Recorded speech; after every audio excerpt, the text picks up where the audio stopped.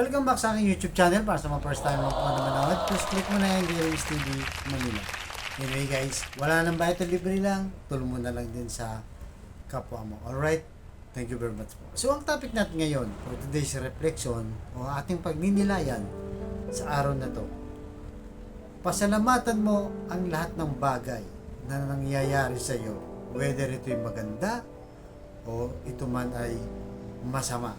Di ba? Yung sitwasyon na hindi mo makontrol. Kahit na ito'y nasasaktan ka na, kahit na ito ay nawawalan ka na ng pag-asa, pinanghinahan ka ng loob, at kahit na hindi mo alam, tumutulo na ang luha mo, umiiyak ka na parang hindi mo alam. Di ba? So, maraming dumaranas ngayon ng matinding pagsubok sa mga oras na to, guys. Sa mga oras na to. So, mabigat man yan, di ba? Lalo na ngayon guys, kumakalat sa social media na may cancer na nga itong si Doc Willie O. Mamaya guys, may sarili tayong vlog dyan. So, matindi man ang pinagdadaanan mo ngayon, pasalamat ka pa rin. Dahil unang-una guys, buhay ka pa, di ba? Humihinga ka pa, nagsasalita ka pa. So, ibig sabihin yan, may mission ka pa dito sa mundong ibabaw nito. Kaya kailangan mong maging matatag. Dahil mismo ang sabi ng Diyos na andito lang ako at sinusuportahan kita. Kaya nga sabi siya sa Deuteronomio 31, chapter 31 verse 6. Magpakatatag kayo at laksan ninyo ang iyong loob. Huwag kayong matakot sa kanila sapagkat sasamahan kayo ni Yahweh na inyong Diyos. Hindi niya kayo iiwan ni pababayaan. So, yun lang ang panghawakan natin guys, di ba?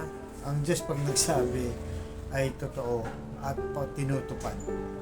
Hindi siya marunong magsinungaling. So, kaya kung ano man yan, di ba, yung sitwasyon o yung kalagayan mo ngayon, magpakatatag ka lang. Dahil nandyan ang Diyos, di ba? Makakaraos din. Kaya kung ngayon, lalo na sitwasyon mo, di ba? Kumakain ka ng 3 beses sa isang araw. Walang sakit ang mga pamilya niyo. Di ba? Malusog kayong lahat. Hindi man ganun karaming pera, napaka-bless mo na. Dahil hindi naman lahat ng may pera, binibless din. Diba? Kaya yan po ang ating hingin sa Diyos. Na ano man ang kalagayan natin sa buhay, kailangan natin pagpasalamat. At dahil dyan, diba, sa mga pagsubok na yan, ay tatatag ang iyong pananampalataya sa Diyos. Lalo kang mapapalapit. Lalo kang mananalangin. At lalo kang hindi makakalimot magsimba. So, minsan kasi, di ba, talagang wala tayong pakialam. Lalo na yung buhay natin ay magaan, sagana. Di ba? Pinapagpaliban na natin. Hindi na natin pinapansin si Lord. Dahil hindi mo na ba siya kailangan, di ba? Dahil sagana ka na nga, di ba? Wala kang problema. Maayos ang buhay mo. Nakakalimot ka na. Yan po ang lagi nating tandaan na ano man ang kalagayan natin, ipagpasalamat natin. Dahil hindi lahat ng tao ay maganang buhay, sagana. Dahil dumarating lahat sa puntong ang tao ay nahihirapan, nawawalan ng pag-asa. Di ba? Sa mga problemang mabibigat sa kanyang buhay. So, minsan, di ba, akala natin na hindi tayo pinagpapala. Pag nakikita mo yung mga kakilala mo na may kotse, di ba, may malalaking bahay, nakakapag-travel kung saan-saan, ayahan mo lang para sa kanila yon. At magsumikap ka lang, merong nakalaan para sa'yo. Yun po ang lagi nating isipin, na yung maliliit na bagay, akala mo hindi blessing, di ba?